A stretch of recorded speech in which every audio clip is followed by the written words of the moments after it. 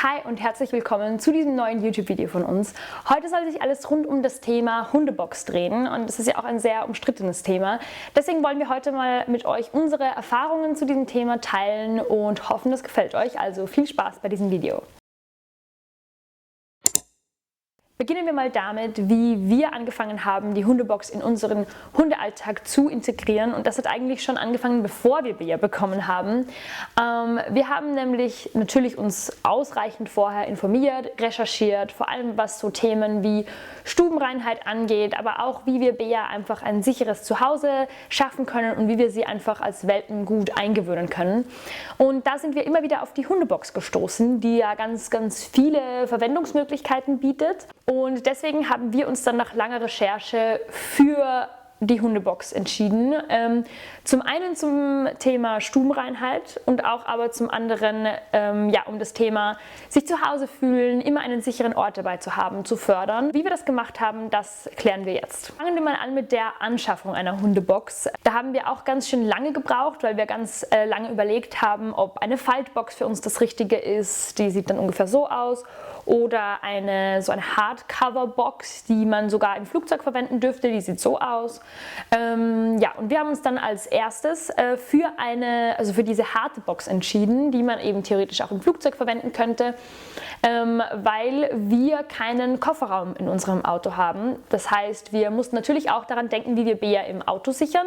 Und deswegen haben wir mal zuallererst die Box gekauft, um Bea ganz sicher im Auto zu transportieren, weil wir uns eher dagegen entscheiden wollten, den Hund und wir mussten 2 Stunden fahren, um Bea abzuholen und wir wollten einfach nicht, dass Bea lose im Auto mitfährt, weil das im Falle eines Unfalls sehr fatal enden könnte. Deswegen haben wir uns mal für diese Hardcover-Box entschieden, mit der wir auch super zufrieden sind. Natürlich sind diese Boxen nicht sonderlich günstig. Wir haben uns trotzdem für eine neue Box entschieden, weil wir irgendwie wollten, dass Bea eben vor allem dass diese Box jetzt nicht mit Gerüchen von anderen Hunden besetzt ist. Also damit haben wir keine Erfahrung, aber wir haben sie neu gekauft und die hat natürlich auch was gekostet. Also das sollte man auf jeden Fall auch bedenken in der Anschaffung. Und wir mussten uns natürlich auch darauf einstellen, dass wir eventuell irgendwann vielleicht eine größere Box kaufen müssen, weil Bea natürlich auch wächst.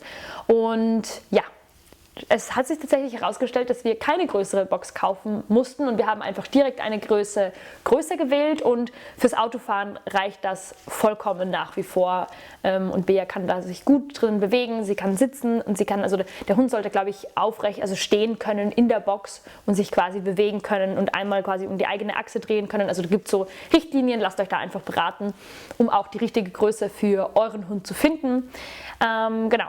Und wir haben uns natürlich einfach gedacht, wir nehmen jetzt mal die sichere Option, die für uns einfach fürs Auto auf jeden Fall perfekt passt. Dann ist der Zeitpunkt gekommen, dass wir Bea von der Züchterin abgeholt haben und da haben wir natürlich unsere Box mitgebracht, haben die auch mit Decken ausgestattet und haben auch dann die Decke, die Bea von ihrer Mama mitbekommen hat, also mit den Gerüchen ihrer Hundemama drauf und ihrem noch vorherigen Zuhause drauf. Die haben wir auch in die Box reingegeben, sodass sie quasi geruchsmäßig direkt sich wohlfühlen kann.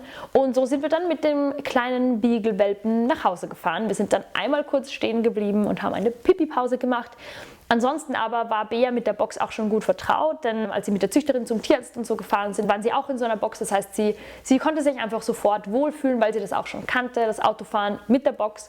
Das heißt, das war alles super und hat perfekt funktioniert. Wir haben dann, als wir sie zu uns geholt haben, in die Wohnung die Box aus dem Auto mitgenommen und haben sie in unserem Schlafzimmer platziert, sodass sie quasi einen Ort hatte, der sie von ihrem vorigen Zuhause bis zu unserem, oder ihrem neuen Zuhause bis zu unserem gemeinsamen Zuhause begleitet hat. Und ich glaube, das war ganz gut. Da hatte sie dann nämlich sofort in unserer Wohnung auch einen Ort, der sich für sie etwas vielleicht wie zu Hause angefühlt hat. Wie schon vorher erwähnt, haben wir dann auch ganz langsam versucht, Bea an die Box zu gewöhnen und ihr zu vermitteln, dass das ihr 100%iger Rückzugsort ist. Und das haben wir wie folgt gemacht. Zum einen haben wir die Box verwendet, um eben Bea stubenrein zu bekommen. Wir haben uns gedacht, wir greifen mal auf diese Methode zurück und das hat für uns super geklappt. Wir wissen nicht, ob wir es jetzt auch noch so machen würden wir jetzt noch einen Hund bekommen, aber für uns damals hat es wirklich super geklappt. Und das hat dann so funktioniert, dass wir sie quasi in der Nacht mit geschlossener Tür in der Box hatten, aber quasi im selben Raum Und dadurch, dass man, wenn man einen Welpen bekommt, sowieso einen sehr leichten Schlaf hat, vor allem am Anfang, haben wir natürlich sofort gemerkt und gespürt, wenn sie wach wurde. Also sie hat vorher super angenehm geschlafen in der Box. Und dann ist sie eben wach geworden und dann sind wir mit ihr rausgegangen. Und das haben wir einfach ein paar Nächte wiederholt und ich glaube, sie hat vielleicht einmal drinnen Pipi gemacht und das war's. Also das ist wirklich super schnell gegangen. Ich glaube, nach den ersten zwei Tagen war Bea komplett stubenrein. Auch untertags, da merkt man es dann da sind wir einfach ein paar Mal mit ihr raus, aber vor allem eben auch nachts. Die Schlafphasen haben sich dann eben immer weiter verlängert und irgendwann hat sie dann auch einfach durchgeschlafen und dann sind wir eben ganz spät abends nochmal, wenn wir wach waren und noch, keine Ahnung, Fernsehen geschaut haben, dann ist sie bei uns im Bett gelegen, dann sind wir noch mal raus mit ihr, dann ist sie in die Box gekommen und hat dann bis 7, 8 durchgeschlafen und das haben wir dann immer so ausgeweitet. Und jetzt schläft sie mittlerweile fast 14 Stunden ohne rauszugehen, weil sie auch keine Lust mehr hat drauf und auch vormittags schläft sie extrem lange, ohne irgendwie raus zu müssen. Was sehr, sehr gut ist, weil wir nach und nach dann auch probiert haben, dass wir sie, als sie dann schon stubenrein war, immer daran gewöhnt haben, dass quasi aus der Box heißt nicht automatisch sofort Pipi machen gehen. Und wir haben das vielleicht so maximal 1-2 Wochen durchgezogen mit der Box in der Nacht. Dann haben wir die Tür offen gelassen. Also als sie quasi wirklich stubenrein war und durchgeschlafen hat, haben wir die Tür offen gelassen und ab dem Zeitpunkt war die Tür auch nie wieder zu eigentlich von ihrer Box. Also sie war dann nie mehr seitdem irgendwie eingesperrt oder so. Das ist ja auch immer so das große Thema, dass viele Leute dann sagen, ja, der Hund in der Box ist eingesperrt, wieso sollte ich meinen Hund einsperren? Und ich kann diesen Aspekt vollkommen verstehen. Es hat damals super geklappt und wir hätten sie, glaube ich, auch nicht in der Box gelassen, wenn sie jetzt irgendwie protestiert hätte oder wir den Eindruck gehabt hätten, das überfordert sie. Aber dadurch, dass sie die Box auch irgendwie schon kannte, ist sie immer auch von sich aus hineingegangen, hat sich hineingelegt zum Schlafen und wir haben dann einfach, als sie sich in die Box gelegt hat zum Schlafen, die Tür zugemacht und so haben wir sie auch dran gewöhnt. Das ist so der nächste Step, jetzt abgesehen vom Stubenreinheitsthema. Quasi jedes Mal, wenn Bea in die Box gegangen ist, haben wir sie gelobt, haben wir oder auch einfach gar nicht reagiert. Sie hat sich dann in die Box gelegt und wenn sie geschlafen hat, haben wir manchmal die Tür von der Box angelehnt, um quasi ihr zu signalisieren, das ist jetzt nicht schlimm, wenn die Tür auch mal zu ist. So haben wir sie ein bisschen dran gewöhnt und dann haben wir die Tür auch manchmal ganz zugemacht und sie hat das aber eigentlich immer ganz angenehm hingenommen und hat das super akzeptiert und dann haben wir sie eben nach ganz kurzer Zeit wieder aufgemacht und sie gelobt und sie wollte dann auch gar nicht raus. Also für Bea war das irgendwie was sehr Intuitives und wenn wir jetzt gemerkt hätten, okay, das kommt für sie, also das stresst sie einfach nur, dann hätten wir wahrscheinlich auch aufgehört damit. Aber so wie sie auf die Box reagiert hat, hatten wir ein sehr gutes Gefühl und hatten auch das Gefühl, dass sie sich da wirklich rundum wohlfühlt. Wir haben dann auch mit ihr geübt, dass sie die Box benutzt als eben Sicherheitsort mit Kommando. Also sie kennt das Kommando in die Box und dann weiß sie, dass sie in ihre Box gehen soll. Das ist zum einen praktisch, wenn zum Beispiel, keine Ahnung, jemand vorbeikommt oder jemand an der Tür klingelt, der irgendwie ängstlich auf Hunde reagiert, dann kann ich Bea sofort abrufen und in den anderen Raum schicken und sie weiß Bescheid und macht das auch. Also das haben wir auch einfach gut geübt. Man kann es auch so üben, dass quasi die Tür klingelt und der Hund automatisch in die Box geht. Das haben wir dann irgendwie nie gebraucht. Es klingelt selten jemand bei uns. So kann man das natürlich auch machen, da gibt es ja 100.000 Wege, aber für uns ist es ein sicheres in die Box. Bea weiß, sie geht in ihre Box und das ist ganz schön sinnvoll. Und wir haben Bea auch von Anfang an in ihrer Box, weil wir von Anfang an sehr, sehr viel unterwegs waren. Das war auch ein Grund, warum wir uns für die Box entschieden haben. Wir haben sie von Anfang an in der Box überall mit hingenommen. Wenn wir eine Nacht im Hotel waren, wenn wir bei meinen Eltern waren oder jemanden besucht haben, haben wir anfangs immer ihre Box mitgenommen, sodass sie quasi, egal wo wir waren, immer ihren Rückzugsort hat. Und das wurde auch von allen akzeptiert, das ist wirklich Beas Reich. Da greift niemand hinein, außer natürlich um Sachen zu waschen, aber da stört sie einfach niemand. Das ist ihr ultra mega Alleinort, wo sie einfach in Ruhe sein kann. Und so ist die Box irgendwie jetzt zu Beas ultimativen mobilen Zuhause geworden. Nach und nach haben wir dann aber gemerkt, dass Bea das gar nicht so braucht und das viel, viel Liebe mag natürlich, wenn sie irgendwie auf der Couch oder auf einem Bett schläft.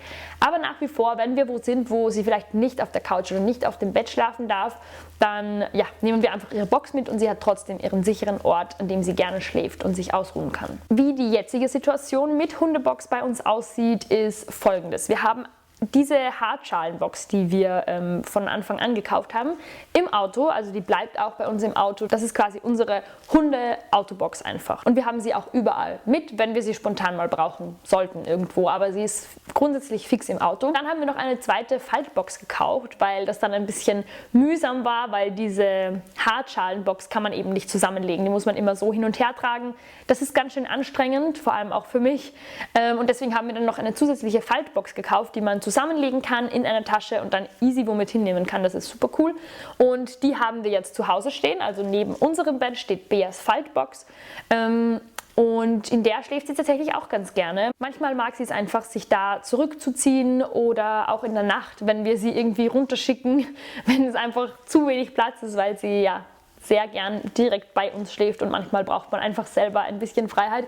Dann schicken wir sie oft runter auf ihren Platz und dann geht sie auch oft gern einfach zuerst in ihre Box, obwohl sie auch viele andere Schlafplätze hat. Die Tür wird aber auch nicht zugemacht, auch bei der Faltbox, das ist so ein Reißverschluss.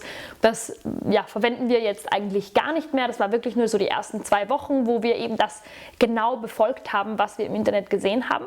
Und das ist, glaube ich, auch schon so unser Fazit. Wir sind super happy mit der Hundebox und vor allem für diesen Aspekt des Zuhause-Seins und einen Rückzugsort haben, würden wir das jederzeit wieder genauso machen. Das ist super wertvoll und gibt Bea ganz, ganz viel Ruhe. Diesen Stubenreinheitseffekt, vielleicht würden wir es jetzt anders probieren, einfach um auch die Erfahrung zu machen. Für uns hat es perfekt funktioniert, vor allem jetzt was rein die Stubenreinheit anbelangt. Also sie ist stubenrein geworden, super, super schnell. Und wir haben uns halt auch an das gehalten, was wir von Erfahrungen, was uns erzählt wurde, was wir von Erfahrungsberichten gelesen haben, Videos geschaut haben. Vielleicht hilft euch dieses Video deswegen auch. Versucht es einfach, probiert es einfach aus, versucht darauf zu achten, was euer Hund braucht und wie sich euer Hund wohlfühlt. In unserem Fall war das die richtige Entscheidung, es so zu machen und wir wünschen euch ganz viel Glück bei dieser Entscheidung. Es ist keine leichte, aber es ist auch keine endgültige. Also wenn ihr eine Hundebox kauft und ihr merkt, hey, mein Hund kommt damit noch gar nicht zurecht, dann überfordert euren Hund nicht und versucht nicht gleich Stubenreinheit und Zuhause und Training alles nur mit der Hundebox zu verpacken. Dann lasst es einfach und geht einfach Schritt für Schritt vor und kümmert euch mal um das Thema Stubenreinheit und dann könnt ihr die Box ja immer noch angewöhnen. Deswegen informiert euch und wir wünschen euch ganz, ganz, ganz viel Glück. Bea hat sich da jetzt irgendwie verpflanzt. Sie mag das immer gern, wenn ihr Kopf versteckt ist. Das war's mit diesem Video. Wir hoffen, es hat euch gefallen. Wenn ja, dann schreibt doch gerne mal auch in die Kommentare, was so eure Erfahrungen sind mit der Hundebox, ob ihr eine verwendet oder nicht oder wie ihr das seht. Und dann können wir uns etwas austauschen. Bis bald!